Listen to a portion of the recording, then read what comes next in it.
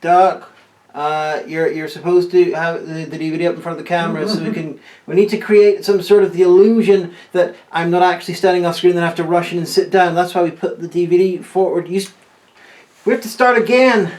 Oh, come on. This is all so technical. Oh. Now. Come on then. Mr. DeMille, show me where I put this. It'll do. Magic, I'm here now. We're watched. Well, we are what? Well, possibly. And given all the paranoia around, you might have a case. But I don't think that's what you meant. Yes. Because you know I hate to complain. Yes. But proper English standards, please. We brung you up better than that was. So yes, we are back. Doc so enjoyed the experience of watching The Mist and getting all those nice comments that he insisted we do another. And so we ended up watching what? This one. Oh, something about skeletons and skulls and things. The Lost Skeleton of Cadavra, which I trust a lot of you have heard of. If you haven't, it's a loving parody of B and C-list 1950s horror and sci-fi movies. And it's, in all of my sort of seeing of lots of ridiculous films over the years, it's probably the most loving recreation of a genre, a bygone genre that I've seen. Like a lot of them, even like Airplane, did a lot of modern day jokes and stuff that were outside of its genre. This, it sticks within its own genre rigidly. I can't think of any sort of joke or element of it that's completely divorced from what it's parodying.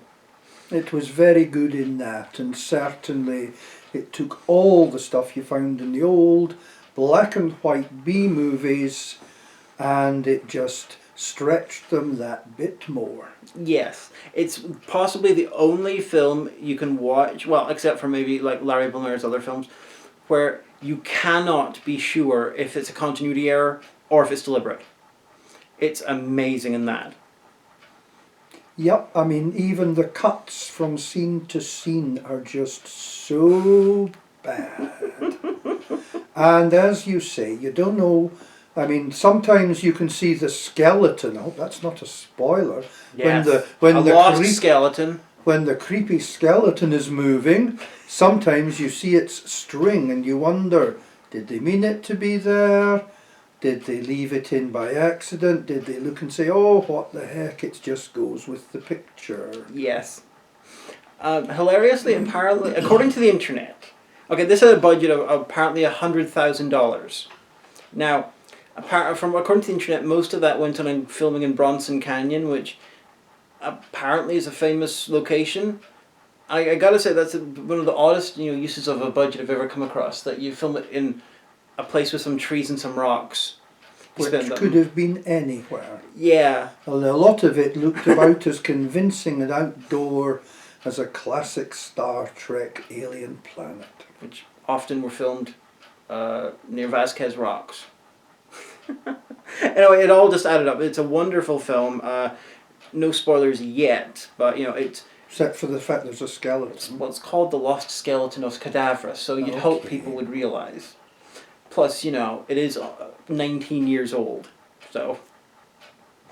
was the title of The Mist a spoiler? Because there was a mist in that, although you argue it's not a mist. No, it was a fog. So the fact it was a mist was a misdirect. Oh, there's a fog in a movie called The Fog as well. Now that would be a spoiler. Anyway, beyond that, there's not a lot to talk about in the quality, because if you like that kind of movie, you'll really love this. If you do not find anything appealing in that kind of film, you're a bit handicapped when it comes to liking this.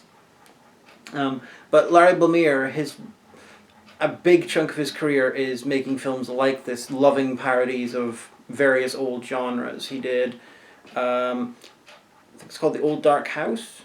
Oh no, A Dark and Stormy Night, which is a parody of 1930s gothic melodrama set in crumbling old mansions. Which is itself probably a reference back to the most famous Bulwer Lytton opening sentence. You know, the one that is held up as the... It was a dark and stormy night. then runs on forever, held up as the worst opening sentence of a novel ever. So he did that. He did On the Trail of the Screaming Forehead, which is like a parody of slightly bigger budget, color 1950s sort of atomic films. And the sequel to The Lost Skeleton, The Lost Skeleton Returns Again. Spoiler again. But yeah, check his films out if you can. They're good.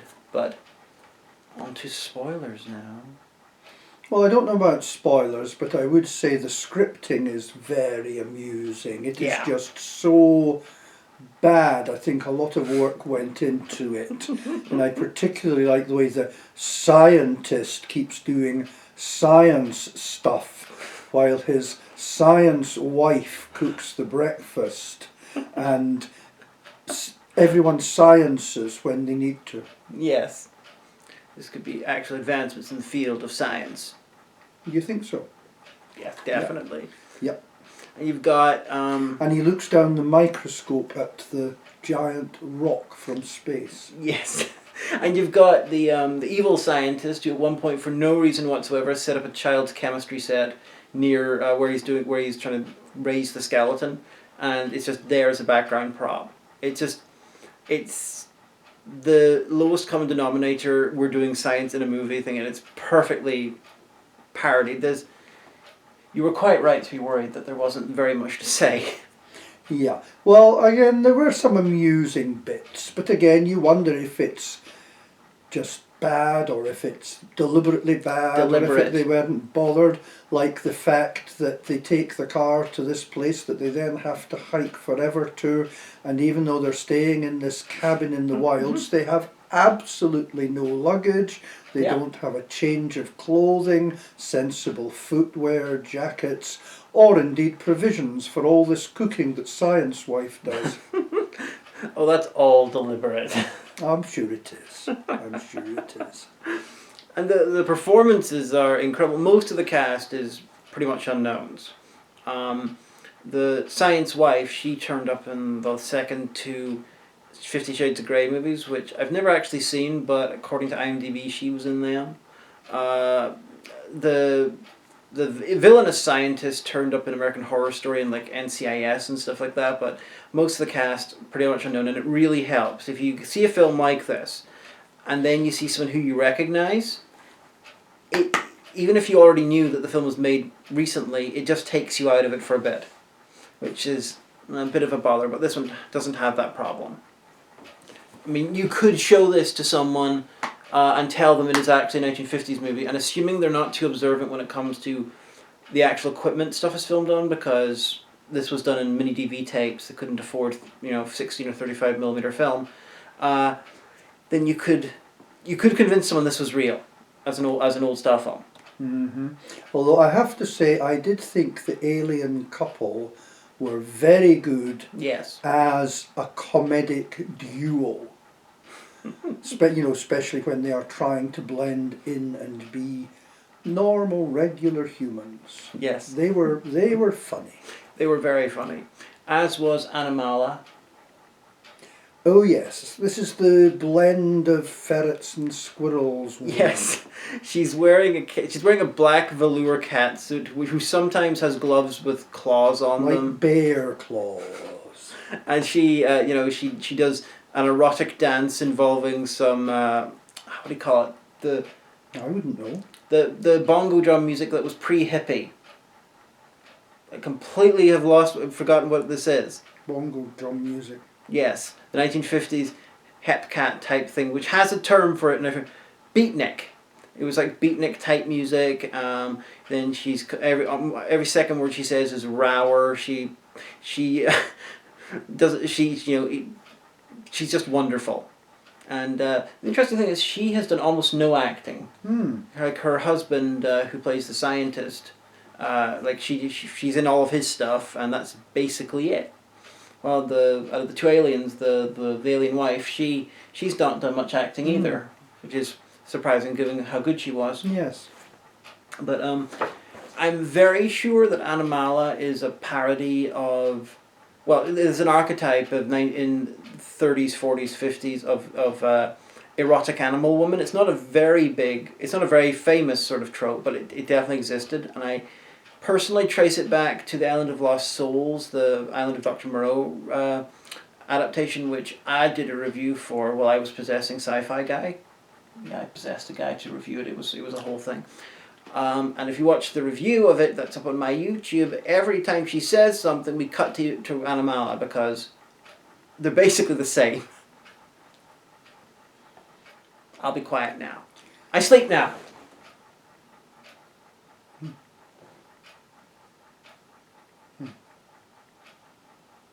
Okay. Hello world.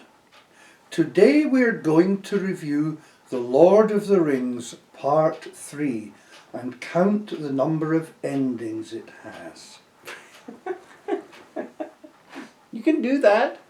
Yes, we'll do that another time. Let's continue to milk this for a little bit longer. I'm not sure if milking is the real word, considering I don't actually get any money on YouTube anymore. YouTube cut off my ad revenue. Curse them. Immurane upon them. Yes. You were going to make a point, which I was not allowed to mention. What was that again? Because I forgot. It was something about the forest animals.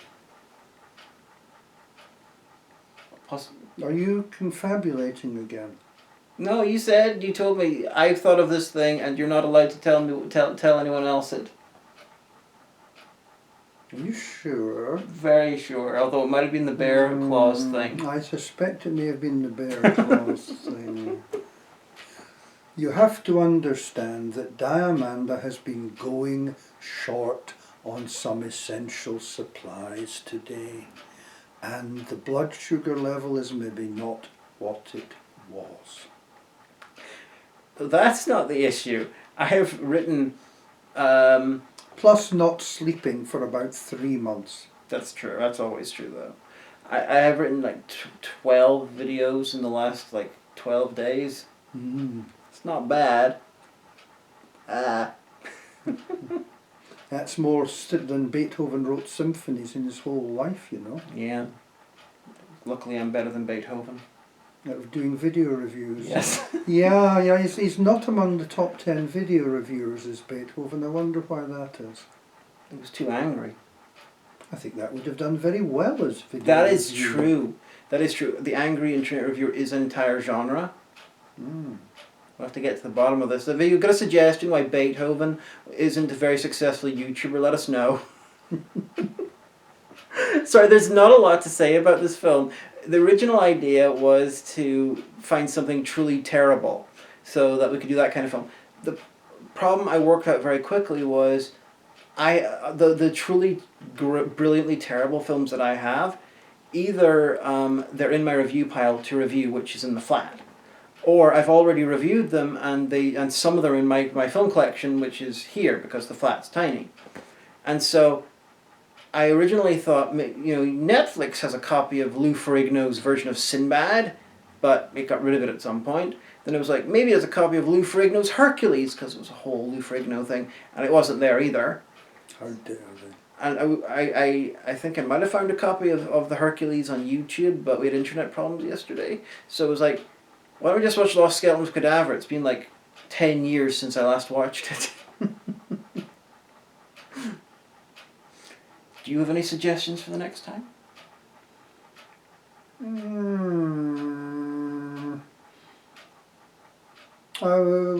Facebook gave me a memory today about a thing I put on several years ago about how I abandoned The Girl with the Pearl Earring halfway through because it was just so boring.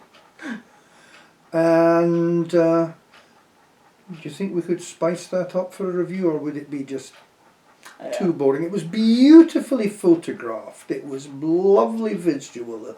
But oh dear, you could fall asleep watching it. I can think of two possible problems with this.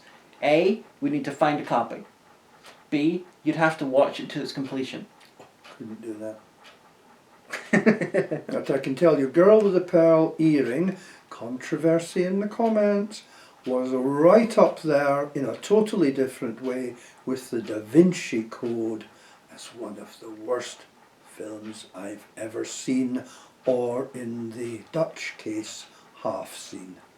If that's one of the worst films you've ever seen, and Yeah, but I don't do this for a living. You are so naive.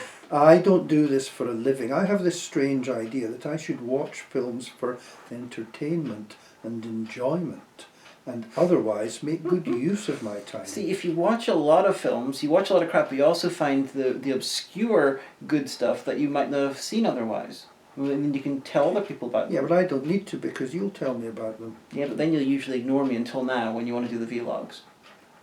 I wanted to do the vlog. I was under the impression I was press ganged into this. Or guilted or something. I think you fluttered your eyelashes and quivered your lower lip and threatened to burst into tears and not cook my dinner or something. If I don't have a lower lip. I don't have a lower lip. You're making the vlog difficult. I know.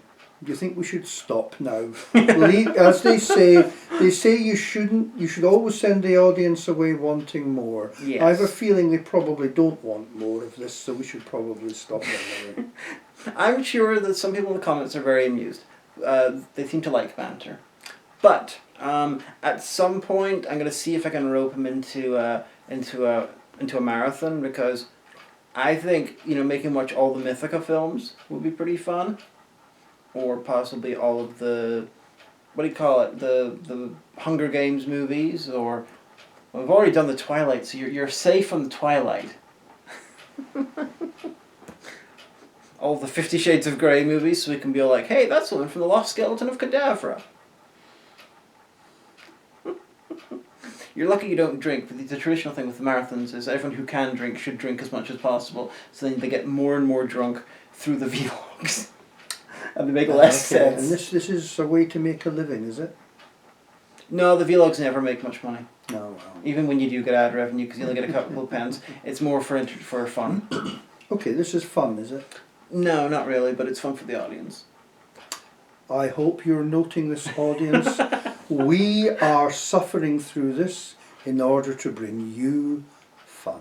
But you do sometimes get to see good films, and sometimes bad films are entertaining. Okay. I will find bad films for you to watch.